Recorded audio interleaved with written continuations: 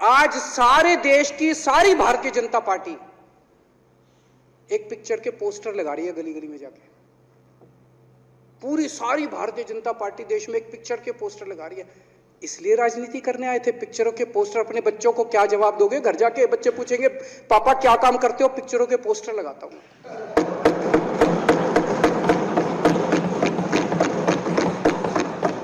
8 साल केंद्र सरकार चलाने के बाद अगर किसी देश के प्रधानमंत्री को विवेक अग्निहोत्री के चरणों में शरण लेनी पड़े तो इसका मतलब उस प्रधानमंत्री ने 8 साल में कोई काम नहीं किया। 8 साल खराब कर दिए। बताओ, विवेक अग्निहोत्री के चरणों में उनको शरण लेनी पड़ रही है, बचा लो बचा लो बचा लो। अगर किसी प्रधानमंत्री को कह रहे हैं कश्मीर फाइल्स टैक्स फ्री करो, अरे यूट्यूब पे डाल दो, फ्री फ्री हो जाएगी। टैक्स फ्री क्यों करा रहे हो? इतना ही तुमको शौक है, विवेक अग्निहोत्री को बोलो यूट्यूब पे डाल देगा, सारी पिक्चर फ्री है, सारे जने देख लेंगे एक ही दिन के अंदर। टैक्स फ्री की क्या जरूरत है? यूट्यूब पे क्यों नहीं डाल? कल एक मैंने अखबार में पढ़ा, हरियाणा के अंदर एक भारतीय जनता पार्टी का ही एक एमएलए था, उसने कहा आज मैं पार्क के अंदर इसकी फ्री स्क्रीनिंग करूंगा। तुरंत विवेक अग्निहोत्री का ट्वीट आया खट्टर साहब के, खट्टर साहब देखो ये फ्री में कर रहा है, इसको बोलो टिकट लेके करेगा। भाई साहब, कश्मीरी पंडितों के नाम पे कुछ लोग करोड़ों करोड़ों रुपए कमा रहे हैं और तुम लोगों को पोस्टर लगाने का काम दे दिया। आंखें खोलो, क्या कर रहे हो तुम लोग? वो करोड़ों कमा गया, कश्मीरी पंडितों के नाम पे करोड़ों कमा गया और तुम लोग पोस्टर लगाते रह गए। क्या हाल बना दिया तुम लोगों का यार। आंखें खोलो तुम लोग।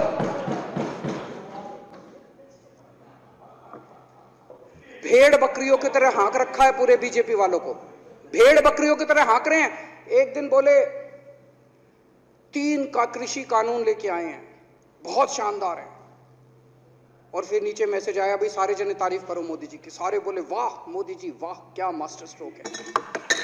और मेरे को याद है इसी सदन के अंदर इन लोगों ने उन 3 कानूनों की खूब तारीफ की थी, बोले क्या मास्टर स्ट्रोक है और क्या शानदार कानून लेके आए।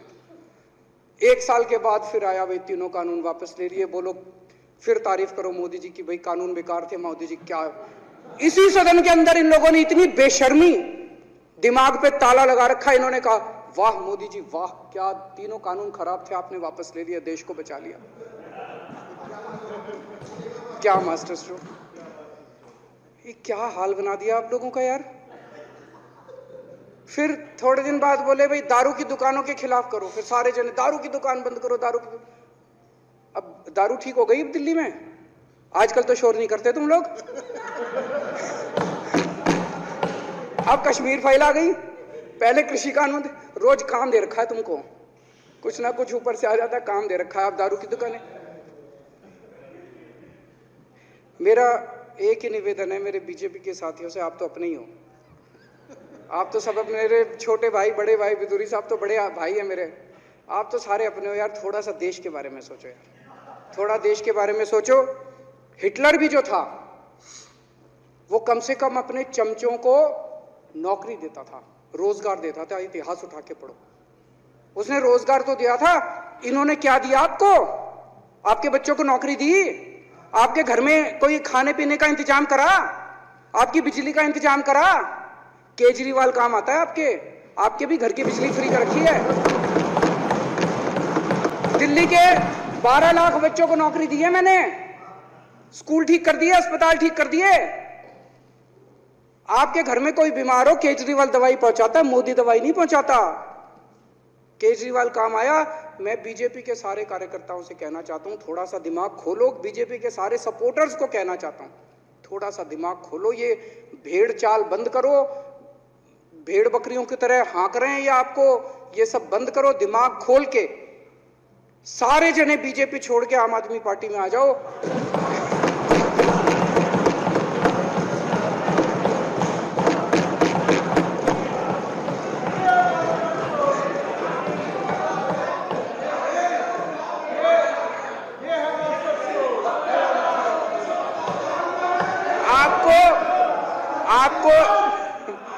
आपको इज्जत मिलेगी, सम्मान मिलेगा, आपसे कतई झूठे नारे नहीं लगवाएंगे।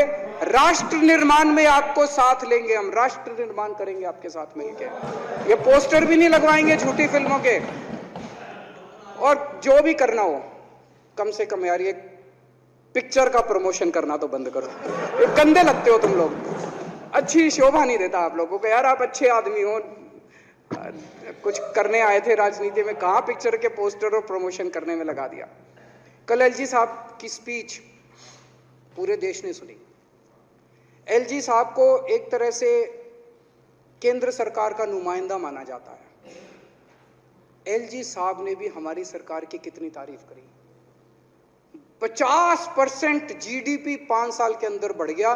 भारत में आज तक कभी किसी राज्य का नहीं बढ़ा। इतने शानदार काम दिल्ली सरकार ने किए हैं कि केंद्र सरकार द्वारा नियुक्त एलजी साहब ने भी दूसरी सरकार की, आम आदमी पार्टी की सरकार की भूरी भूरी शब्दों में तारीफ की। मैं एलजी साहब का बहुत बहुत शुक्रिया अदा करना चाहता हूं और इस धन्यवाद प्रस्ताव का समर्थन करता हूं। लेकिन जब से ये ऐलान किया है कि इतना, यहां तो कहने के लिए कह दिया, बाहर एक मिनट मेरे को पूरा, हमें इतना क्रिटिसाइज किया जा रहा है। बीजेपी वाले कह रहे हैं कि बाबा साहब अंबेडकर और भगत सिंह की क्यों लगाई, सावरकर की क्यों नहीं लगाई, हेडगेवार की क्यों नहीं लगाई। तो मैं कह रहा हूं भाई सावरकर की और हेडगेवार की तुम लगा लो।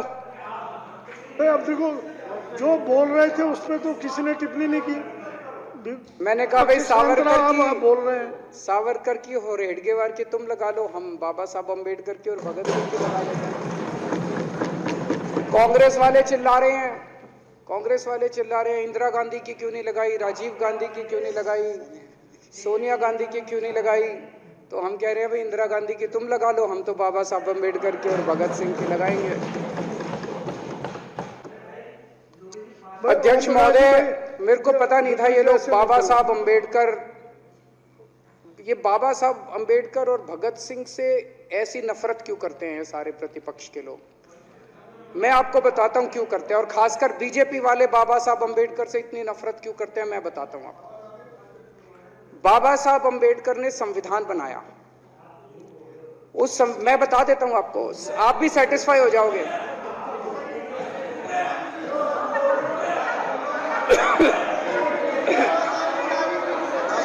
सुन के चले जाना,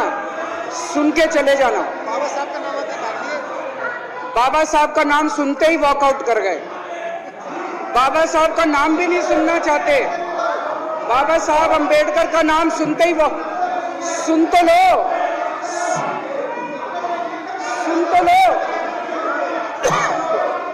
वो तमाशा, और ये सब कुछ जो इन्होंने बोला वो सच बोला। सुन तो लो।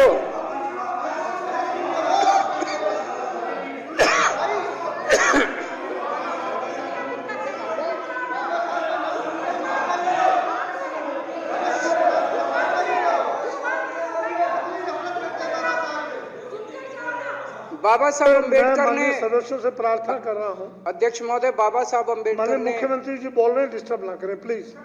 नहीं, ये कोई तरीका। सत्य कौन बोल रहा था? सत्य क्या बिदुरी जी ने बोला? सब आप बैठ जाइए। अब बाबा साहब अंबेडकर ने देश का संविधान बनाया। संविधान में लिखा उन्होंने कि भारत के अंदर जनतंत्र होगा।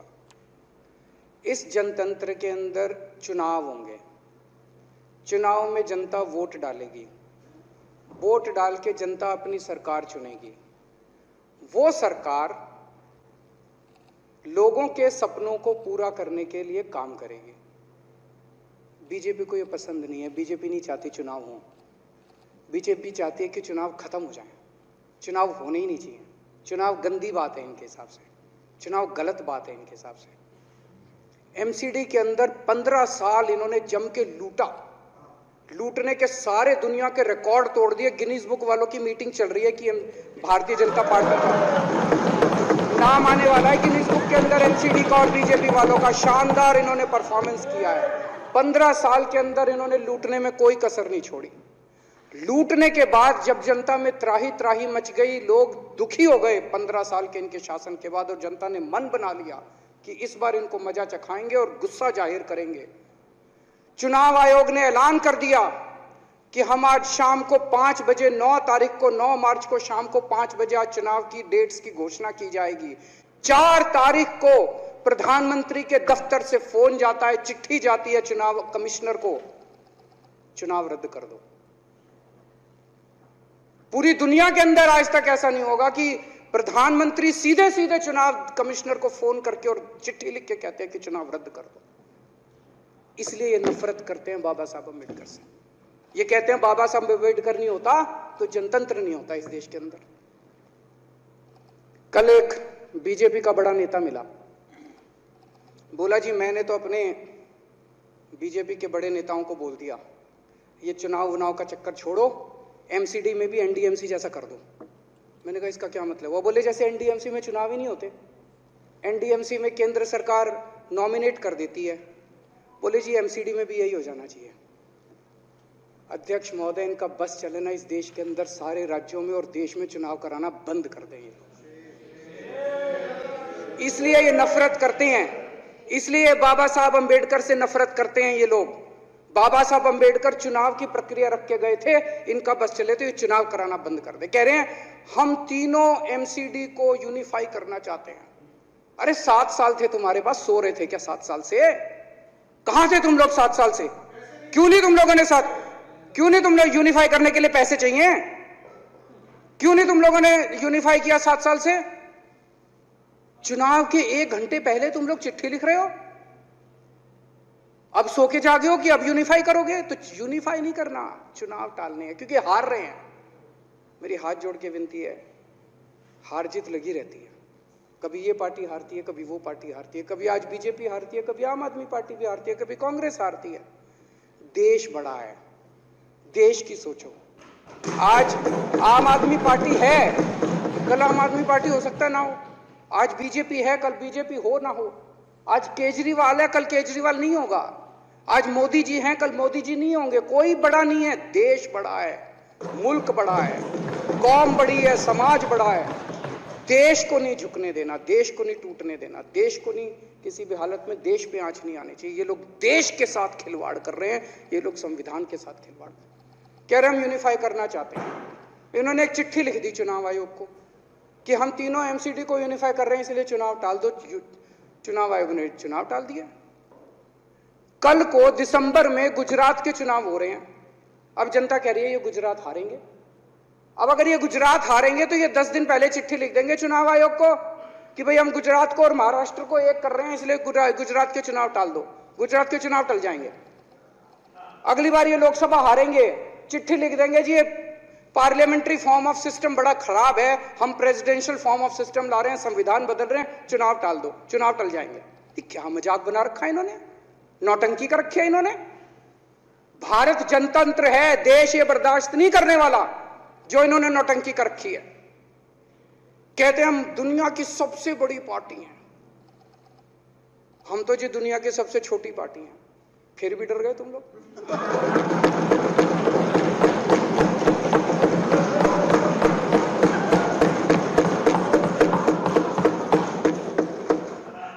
दुनिया की सबसे बड़ी पार्टी दुनिया की सबसे छोटी पार्टी से डर के भाग गई। क्या कायर हो यार। हिम्मत है तो चुनाव लड़के दिखाओ बीजेपी वालों, मान जाएंगे तुम। हिम्मत है तो चुनाव लड़के दिखाओ। कहते हो 56 इंच का सीना है, नहीं तो मान लो 56 इंच का सीना नहीं है, झूठ। नहीं तो मान लो कुर्ते के नीचे 56 इंच का सीना नहीं है, झूठ है ये। कल मैंने देखा, आपको भी बुरा लगा, मैं आपके कमरे में जब चाय पीने आया, आपने मेरे साथ अपना दुख शेयर किया कि जब एलजी साहब ने भाषण शुरू किया, ये सारे खड़े हो गए नारे लगाने। क्या कश्मीर फाइल्स टैक्स फ्री करो, और पीछे से 2 जने कह रहे थे दारू की दुकानें बंद करो। अब इनको भी नहीं पता आज नारे किस चीज के लगाने। ऊपर से आया तो था ऊपर से आया तो था, तो 2 जने कह रहे थे दारू की दुकान बंद करो, आगे वाले कह रहे थे कश्मीर फाइल्स टैक्स फ्री करो। फिर दूसरे वाले ने कहा भाई आज आज कश्मीर वाला नारा लगाना है। तो जैसे रैलियां होती हैं उसमें कुछ टीवी वाले माइक लगा देते हैं कि हाँ जी किस लिए आए हो, तो वो यूं यूं देखता है किस लिए।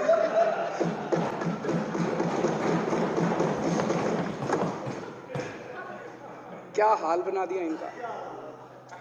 इसलिए थोड़ी राजनीति में आया था, इसलिए थोड़ी राजनीति में आए थे। एक पिक्चर आई थी बंटी और बबली, उस पिक्चर में एक सीन था, कुछ लोग एक नेता के घर के सामने जाते हैं, हमारी मांगे पूरी करो, हमारी मांगे पूरी करो। नेता बाहर आता है, कहता है क्या मांगे हैं, तो सारे एक दूसरे की तरफ, उनको पता ही नहीं क्या मांगे।